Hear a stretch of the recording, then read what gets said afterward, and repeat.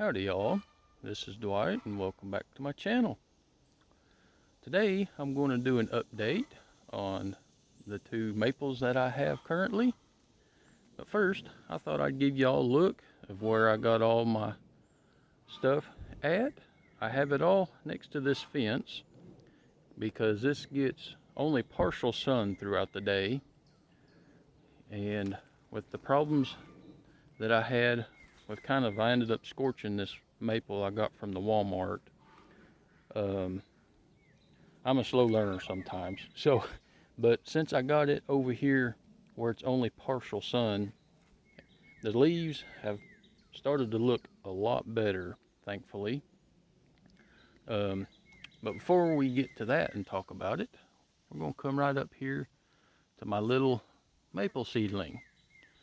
Now, as we all know, to begin with, I was calling this my red Japanese maple because that's what the seeds were advertised as. But as the gentleman of the Bonsai Northwest channel pointed out, that the leaves do not look like a Japanese maple. Of course, when he mentioned it, it was like, well, duh. They look totally different. And he mentioned it looked like a trident maple to him. And since the leaves had gotten a lot larger, I kind of tend to agree with him. And I ain't honestly too disappointed if this, turns out to be a trident maple. To be honest with you, I was a little worried it might be just some random field maple to begin with when the leaves were still small.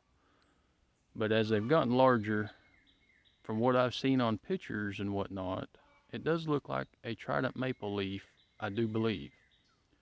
So feel free to put your comments down below if you think it's a trident maple as well. But anyhow, this is my one lone survivor out of all the little seedlings that popped up for me. I had a bird nip a couple of them off, unfortunately, which killed them. Then I had a little field mouse or something come in and root up a couple of the other seedlings, which was the last that I had, which killed them. So I don't know what that was about, but I put this gravel in to keep anything from rooting around in there again. That way I can hopefully keep my lone survivor, which is thankfully looking quite healthy. As we can see, it's growing a new set of leaves, and just every little bit it's growing new leaves. So I'm quite pleased because it seems to be pretty healthy. So we'll come back here to the maple I got from the Walmart. Now this was advertised as a blood-good Japanese maple, and I'm just going to be honest with you, I kind of half wonder if it isn't just kind of like a regular old red maple or something or another, because from my understanding, a blood-good stays red. The leaves do a nice deep dark red, and these have turned green. There's actually in town, I've noticed in front of one of our banks, they have a couple of blood-good Japanese maples, and they are in full sun, and the leaves are a nice deep red, and they have not turned green. So that's kind of what makes me wonder if this is just more just a regular red Japanese maple or something of that nature. So my luck with getting what is advertised, might be a little bit not good. But anyhow, as I mentioned, since I got this in partial shade, the leaves have perked up and started doing a lot better. And down here at the bottom, I have gotten a new shoot come out. Here at the bottom, it's forked, so it kind of looks like two shoots.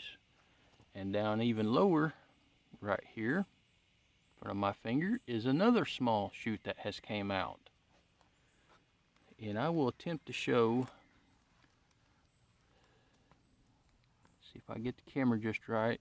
We can see this little bump right there. That is a bud that has popped out, so I don't know if it will shoot out like this one has or if it's just budding. But being it's doing new shoots and got a new bud, I'm quite excited, thinking that's a good sign for the health of the tree, because this year, since I potted this late, so I'm not wanting to do any trimming on it because I don't want to do anything that's detrimental to the health of the tree since it's already been through some stress getting repotted. So I'm thinking next spring I'll do some trimming on it, which, to be honest with you, to turn this into a bonsai, I would probably want to do a heavy cut on it. But I would welcome any of y'all with more experience and knowledge to leave a comment down below if that would be a good idea this next spring, or should I wait a year and let it get a bit more established before I do anything drastic to it. Because as a tall bonsai, that doesn't look very well to me.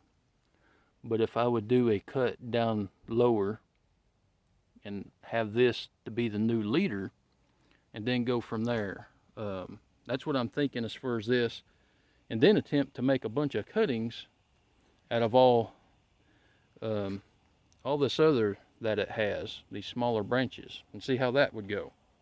But I do not want to do something like that too quick, like I said, and kill the tree on accident. Anyhow, so this has been the update of the 2 maples I have. I do appreciate everyone for stopping by, and until the next time, y'all take care.